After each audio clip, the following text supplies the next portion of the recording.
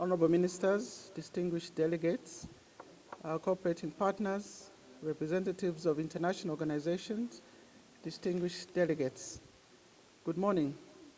I'd like to convey my warm welcome to everyone and to take this opportunity to express my gratitude to our member states and cooperating partners for their unwavering support and collaboration as we meet virtually under the new normal.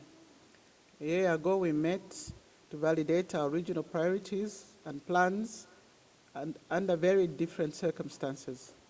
This notwithstanding, the challenges presented by the COVID-19 pandemic has changed the way we conduct business, and your continued commitment to COMESA's integration agenda is demonstrated by your notable participation even in this virtual meeting. There is no doubt that although the COVID-19 pandemic is a health crisis, it has devastating effects on our macroeconomic performance and related activities in the region. Apart from the depressed economic growth, lockdowns, and drastic restrictions on movements, the pandemic has disrupted the production and trade in both goods and services across all sectors. It is therefore our responsibility to come up with innovative initiatives that upgrade existing programs to address the negative effects on trade, facilitation, and other programs. Honorable Ministers, ladies and gentlemen, as you may be aware, COMESA concludes implementation of its current medium-term strategy for the period 2016 to 2020, this December.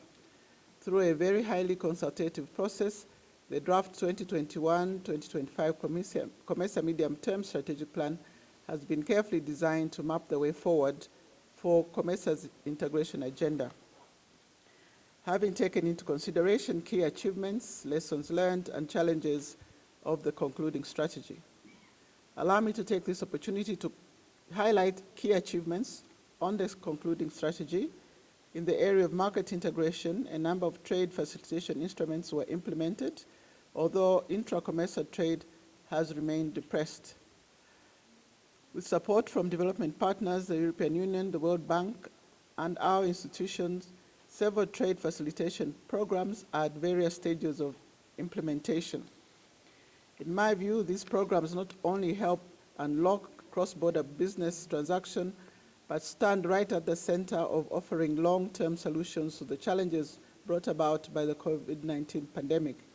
They give room and opportunity to implement automation of customs operations and effectively upscale the use of technology and uptake envisaged in the COMESA digital free trade area. However, effective implementation of these programs requires seamless coordination between Secretariat, member states, as well as effective coordination amongst implementing agencies within the member states. In the past, we have experienced challenges leading to slowdown of implementation, and I therefore urge all of us to continue providing the much-needed support for successful implementation of this project. With regard to services, it is worth noting that member states have made important steps in making liberalization commitments in the four prioritized areas, namely tourism and travel, transport services, communication and services, and financial services sector. This is important considering the complementary role services play in fostering trade and overall economic growth in our economies. At the same time, our focus on evidence-based research and capacity building in regional economic integration matters have taken a firm root. In this regard, I'm glad to report that Kenyatta University in Kenya and the University of Mauritius in Mauritius have admitted the first cohort of students under a virtual master's degree program in regional integration. Thanks to financial support from the European Union, the Organization of African, Caribbean, Pacific States, and COMESA. With your support and guidance, we look forward to ensuring sustainability of this noble program. Despite significant milestones in dealing with NTBs, they still remain a major hindrance to growth and expansion of intra-COMESA trade. This has been escalated during the COVID-19 pandemic period when countries increasingly taking discretionary measures to contain the spread of the virus. It is therefore important that we continue to review and improve existing regulations and mechanisms taking into account changing ecosystems and technological advances. At regional level, COMESA has been instrumental in providing leadership in facilitating negotiations of the African Continental Free Trade Area, and also COMESA continued to support negotiations on the implementation of the tripartite free trade area in partnership with SADC and EAC. Honorable Ministers, at the 5th Extraordinary Council held earlier this year, you adopted the COMESA guidelines for facilitation of movement of goods and services across the region during the pandemic period. These guidelines have been harmonized with those of EAC and SADC into the tripartite guidelines on trade and transport facilitation guidelines for safe and efficient, cost-effective movements of goods and services during the COVID-19 pandemic.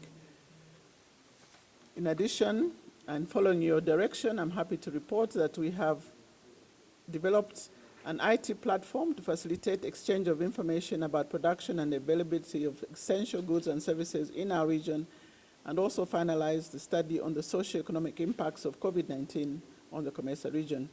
I, however, wish to express concern with regard to the low utilization of the IT platform so far, and urge member states who have not shared with us their national focal points to do so at the earliest convenience. Honorable Ministers, ladies and gentlemen, economic infrastructure development is critical for building productive capacities, lowering production costs, and ultimately fostering sustainable economic inclusive growth. The 2016-2020 MTSP sought to ensure that COMESA addresses the main constraints infrastructure and services in the region, particularly in relation to energy, transport, and ICT. Industrial development and industrialization are at the heart of COMESA development agenda, with important linkages to technological enhancement, value addition, the National Agriculture Investment Plans, and Regional Agriculture Investment Plan. In 2016-2020, MTSP promoted people-centered regional development interventions that take into consideration values of social justice, including inclusiveness, participation, and sustainability. During the period, COMESA continued to support gender mainstreaming in program processes, operationalized the 50 million African Women Speak digital platform, and commenced implementation of the youth engagement in government, democracy, and socio-economic processes. Honorable Ministers, ladies and gentlemen, while we achieved a great deal from our previous strategic plan, major challenges were encountered in the implementation of our programs.